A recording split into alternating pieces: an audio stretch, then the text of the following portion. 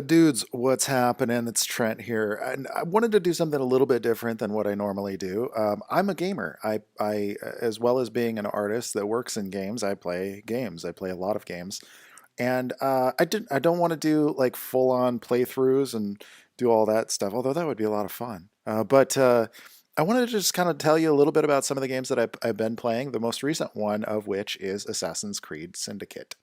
And I played all of the games in this series. Well, I don't think that's fair to say because I didn't play the side-scrolling one in China. And when I think when Black Flag came out, there was another one that came out. No, when Unity came out, there was another one that came out at the same time, and it was too much. It was franchise fatigue, man. So this one, I think it had been in development for also for about like 3 years, and I think 1,000 people worked on it, and it was kind of it was probably the most exciting Assassin's Creed I played since, well, Black Flag. My favorites are the first of the Assassin's Creed 2 with Ezio Auditore. And of course, well, the very first one really left an impact on me. And then, of course, Black Flag cruising around in a ship was super awesome. This one is really unique, I think, in that, not really unique, but well, actually, it changes a lot of the slow paced movement that the old games in the series had. And so I feel like it's the most modern, and it is the most, I mean, technically speaking, the year that it takes place is the most modern. But it was a lot of fun driving around in carriages. It was a lot of fun grappling across buildings, using the grappling hook across buildings. The movement is a lot more sleek.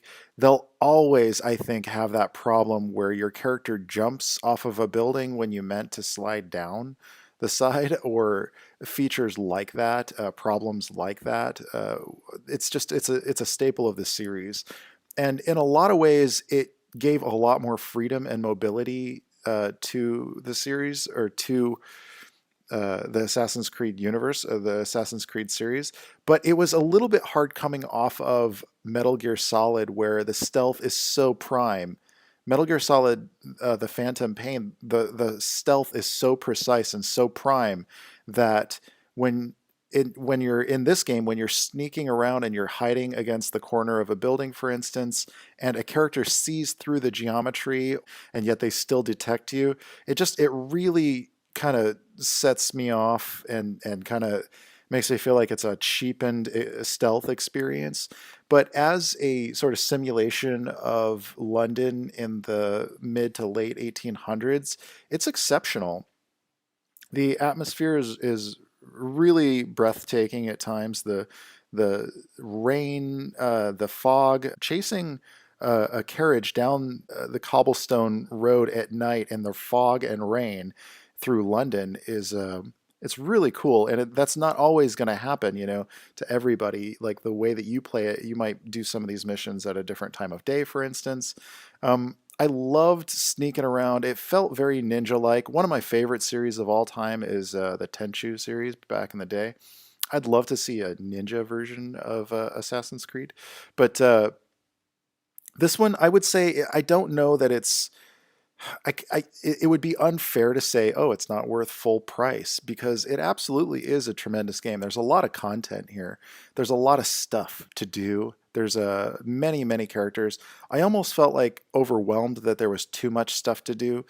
Uh, it was a little confusing as to how to progress the story at times. So during those times, you just run around to the next big letter on your map and go see what that guy has to say.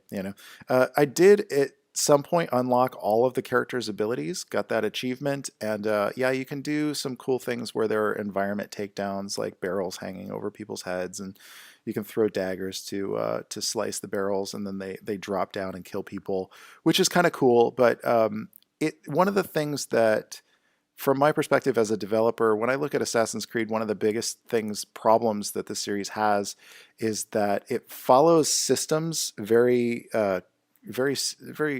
consistently, and it has to, because so many people are involved. It's like, hey, here's this mechanic. Well, the other teams need to know how that mechanic works, so that the team that's handling, for instance, the environment, doing all the environment art, can know, okay, so I need to have elements that are reachable within these certain distances and things of that nature, so that there's a consistency to it, so that everybody building buildings knows that these are sort of the rules for building buildings, just as a generic example. But the biggest problem that I found that this series has is that it's wash repeat. So you kind of do these things over and over, and it's sort of like there was a feature list, and somebody went ahead and made sure that all those features were sort of done together. Whereas, and I hate to pull this comparison, but it's an open world stealth game. And the greatest comparison that I had played recently was the Phantom Pain, and where this game sort of had a lot more content that by the end I was like, okay, I don't even need to see all that post game content or explore anymore. Phantom Pain had things where I could go in and customize my gun, change out my loadout, and have a completely different combination of interactions with enemies, such as attaching C4 to a character's backpack, letting them travel around, and then detonating that to do my assassination, strategically. Whereas this game is very much like, you've got your same tools pretty much in every situation. There's no like getting creative with, or the way that you can get creative with things is very limited in contrast and to something like a Phantom Pain.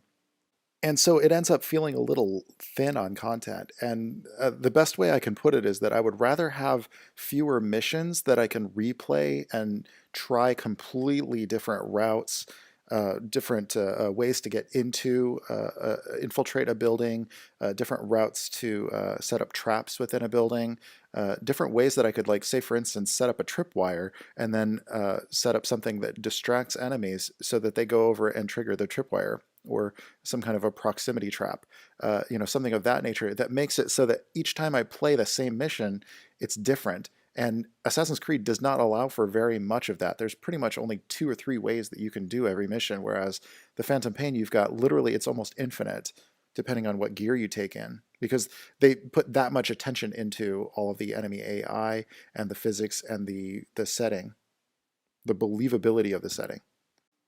Now, don't get me wrong. The experience of assassinating,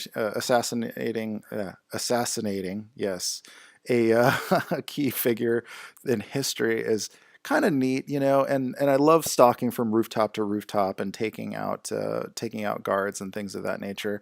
There was a neat feature also where you sort of kidnap somebody, and then usually like gang leaders, you kidnap them and then you drag them back to a carriage, throw them in, hijack the carriage, and then drag them back to a set location. But I never felt like there was any really set location that I needed to go back to, except for the train. And the train was probably the coolest feature about the game. Uh, at any point, you can sort of fast travel back to the train. And I found myself going back there a lot, mostly just to collect all of the money from various missions that you do that allow you to sort of create a steady income. And money doesn't really play that big of a role. There's never a reason to loot a character anywhere at any point in the game. I did conquer almost all of the zones, and there was some interesting, one of the most exciting moments of the game was when I found a rift that had opened up. It was sort of a glitch in the Animus, or Animus as they call it. And it was sort of a glitch in the machine that allowed you to go back in time and live out these characters' memories. And it was a glitch that basically created a doorway to a different time, which was like during World War I, where you're playing as an ancestor of one of the characters. And I thought that was really interesting, really kind of exciting, because it was more than what I thought I was going to be getting in one game. It kind of seemed like this should have been maybe DLC, or this maybe should have been, or maybe they're testing the waters with, or they wanted to do something with a World War I setting, but they didn't want to do a full game with it. There wasn't enough there to do a full game with it. But it was kind of neat to see, some tanks kind of like, set up in the streets, and things that weren't from the setting that I had already kind of immersed myself in. In terms of the visual design of the game, I thought that the character costume design and world design was exceptionally well done, in contrast to the last one anyway. I feel like they've gotten away from that just overdoing the character. One thing that always bugged me about Ezio, by the time they got to the third Ezio game, he was wearing so many trinkets and just excessive, luxurious little pieces on him, and it was just like they were trying to show off, hey, we're in next gen now, and so now we can, so we might as well. I tend to always prefer design with function in mind. I tend to always prefer and in this one they actually did a thing where pretty much every little piece in terms of like on the side of buildings and the ledges, it looks very natural. It looks like it should be there, and it's also conveniently placed for gameplay purposes, which most people don't or might not realize just how much uh, little ledges and outcroppings and even bricks from sides of windows uh, really were positioned so that the player could or could not climb in a certain location. Of course, things like hay barrels and things of that nature that allow you to sort of stealthily hide to avoid enemy conflict. Well, those are uh, designed by, or those are placed by designers, and yet they feel very natural, and it feels like a very believable kind of positioning and location of things. It doesn't feel gamey, I guess is what I'm saying. And in a sense, that's really well done because in a sense, Assassin's Creed is really just Pac-Man. It's a very evolved form of Pac-Man. But that's also where this one kind of got away from things that the older games in the series had done well. So, for instance, when I get spotted, it's such a short period of time. I literally have less than 60. I have to hide for less than 60 seconds before they completely forget that I'm even there. And I realize it's a game, but I also realize in terms of game design, that is a tremendous opportunity for you to just change the mode that the player goes into. Instead of it being just either combat or stealth, what about a mode where essentially there are locations where the player could hide out for a little bit longer period of time or move around and strategically set up a greater escape plan or eliminate enemies while they're hunting him down for a lengthier period of time? There's a whole mode in the enemy AI that they could be taking advantage of to sweep the location, to sweep the area, to work together. I'm going to do it again, but bringing up the Phantom Pain, for instance, I've had situations where a guy in a tower thought he saw me, and he calls in either on the radio or verbally. I've had it happen both, where he calls over to another character, another enemy soldier who's just kind of also patrolling, and says, "Hey, go look over there," and he'll point at where he last saw me. That's crazy good AI. That is a crazy level of detail that Assassin's Creed really should take a little bit less of the more is more kind of approach and take more of a approach where there's a focus on more quality content. And what I mean by that is a more range of effective use and effective interaction in an environment, and a little bit less on, hey, let's just make a bigger map. And I know the bigger map makes a better selling point on the box art, but in terms of making a legendary historical game, like this is not probably not going to meet that criteria. Whereas people, I think 10 years from now will still talk about the Phantom Pain. All that said, is this game a good purchase? Hell yeah, man. I had so much fun with it. Crashing carriages around town, smashing into people, like getting into bar brawls and or brawls in the street. I ran over probably way too many people, but really inspiring visuals, cool story for the most part. Cool characters. I liked playing as Evie the most. It was really awesome to play as a female character. I generally would prefer that in a game like this. It's just a good variety. It's a good change of pace. I never really identify with a character, especially in something like this, because they're kind of ruffians. But I thought Jacob was pretty cool, and Evie was pretty cool too. Not a lot of personality in either one of them. Jacob had a little bit more personality than Evie, probably, and because he had a little bit more swagger. But overall, I would absolutely say, hey, if you're thinking about it, definitely go for it. There's a lot of content here, especially for the price point. And if you can get it cheaper, of course, go for that. Usually games drop to like 40 or 30 bucks, especially Assassin's Creed games. Usually they'll drop down after like 6 months after release, which you're getting a hell of a lot for that price.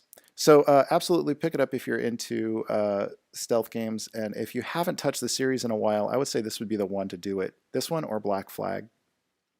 And so that's all I got to say about Assassin's Creed Syndicate. I want to thank you guys for stopping by. If you like these and you'd like to hear me talk about other games that I've played, let me know. Or if there's a game that you'd like to hear my thoughts on. I absolutely have no problem sticking my big mug into the conversation.